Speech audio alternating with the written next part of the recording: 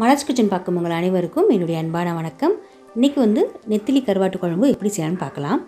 இன்றைக்கி நான் செய்ய போகிற நெத்திலி கருவாட்டு குழம்பு கூட மொச்சப்பயிர் சேர்த்து செய்கிறதுனால இந்த கருவாட்டு குழம்பு ரொம்ப டேஸ்ட்டாக இருக்கும். அதே சமயம் நல்ல காரசாரமாக சூப்பராக இருக்கும். ஸோ வாங்க இந்த சூப்பரான நெத்திலி கருவாட்டு குழம்பு எப்படி செய்யுதுன்னு பார்க்கலாம். கருவாட்டு குழம்பு பண்ணுறதுக்கு ஸ்டவ் ஆன் பண்ணி கடாய் வச்சுக்கலாம். கடாய் நல்லா ஹீட் ஆன பின்னாடி இதில் 5 டேபிள் ஸ்பூன் அளவுக்கு எண்ணெய் சேர்க்குறேன்.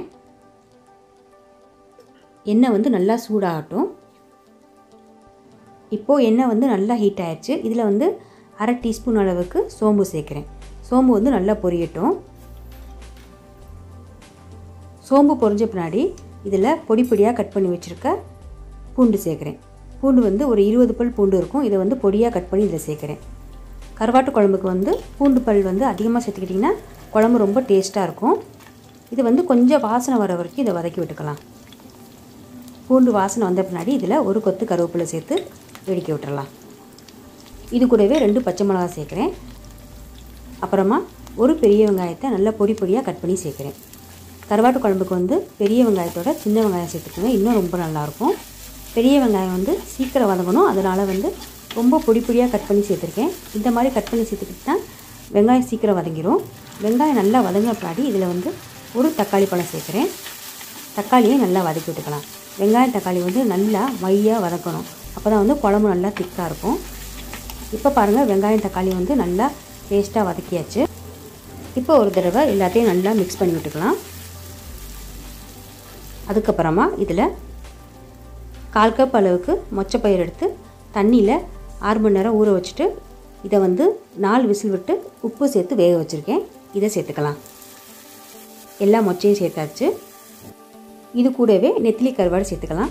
நெத்திலி கருவாடு 20 எடுத்திருக்கேன். இதை வெது வெதுப்பான சுடுதண்ணியில் சேர்த்து கருவாடோட தலையை நீக்கிட்டு சுத்தம் பண்ணி எடுத்து வச்சுருக்கேன். இதையும் சேர்த்துக்குவோம். சேர்த்தாச்சு. இது கூடவே 1/2 டீஸ்பூன் அளவுக்கு மஞ்சத்தூள் சேர்க்குறேன். அப்புறமா சாம்பார் பொடி 1 டீஸ்பூன் சேர்க்குறேன். சாம்பார் பொடி சேர்த்து நீங்கள் கருவாட்டு குழம்பு பண்ணும்போது ரொம்ப வாசனையாக சூப்பராக இருக்கும். இது கூடவே குழம்பு மிளகாய்த்தூள் 1 டீஸ்பூன் சேர்க்குறேன்.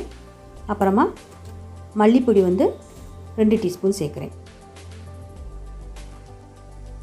எல்லா மசாலா தூளும் சேர்த்தாச்சு. அப்புறம் கருவாட்டு குழம்புக்கு தேவையான அளவு உப்பு, கல் உப்பு சேர்க்குறேன். உப்பு கொஞ்சம் பார்த்தே சேர்த்துக்குங்க, ஏன்னா கருவாட்டிலே உப்பு இருக்கும். சேர்த்துட்டு எல்லாத்தையும் ஒரு தடவை நல்லா மிக்ஸ் பண்ணிடலாம். கருவாடையும் மொச்சையும் நல்லா இந்த மசாலா தூள் கூட சேர்த்து ஒரு 3-4 நிமிஷம் நல்லா வதக்கிக்கலாம். இப்போ மிளகாய்த்தூள் மல்லித்தூளுடைய பச்சை வாசனைலாம் போயிட்டு கருவாடும் மொச்சையும் நல்லா வதக்கியாச்சு. அடுத்ததாக இதில் ஃபில்ட்ரு பண்ணி வச்சுருக்க புளி தண்ணீரை சேர்த்துக்க போகிறேன். நான் ஒரு மீடியம் சைஸ் லெமன் அளவுக்கு புளியை தண்ணியில் ஊற வச்சு நல்லா ஃபில்ட்ரு பண்ணி இதில் சேர்க்குறேன். எல்லாத்தையும் சேர்த்தாச்சு. சேர்த்துட்டு இது கூடவே குழம்புக்கு தேவையான அளவு தண்ணி, 1/4 கப் அளவுக்கு தண்ணி சேர்க்குறேன். சேர்த்துட்டு எல்லாத்தையும் நல்லா மிக்ஸ் பண்ணி விட்டுறலாம்.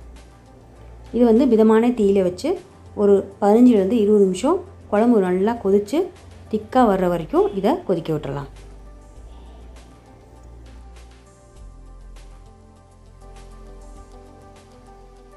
இப்போ கருவாட்டு குழம்பு நல்லா கொதித்து திக்காக வந்துருச்சு. ஊற்றின எண்ணெயெல்லாம் மேலே அப்படியே பிரிஞ்சு வர ஆரம்பிச்சிருச்சு.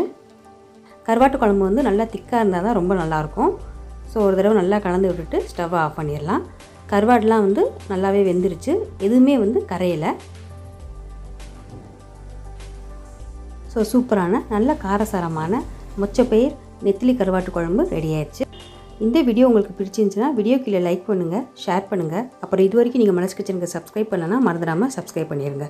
கூடவே பக்கத்தில் இருக்க பெல் பட்டனை ப்ரெஸ் பண்ணிடுங்க. அப்போ தான் நான் போடக்கூடிய வீடியோஸ் எல்லாமே நீங்கள் உடனுக்குடன் பார்க்கலாம். மீண்டும் பார்க்கலாம். நன்றி, வணக்கம்.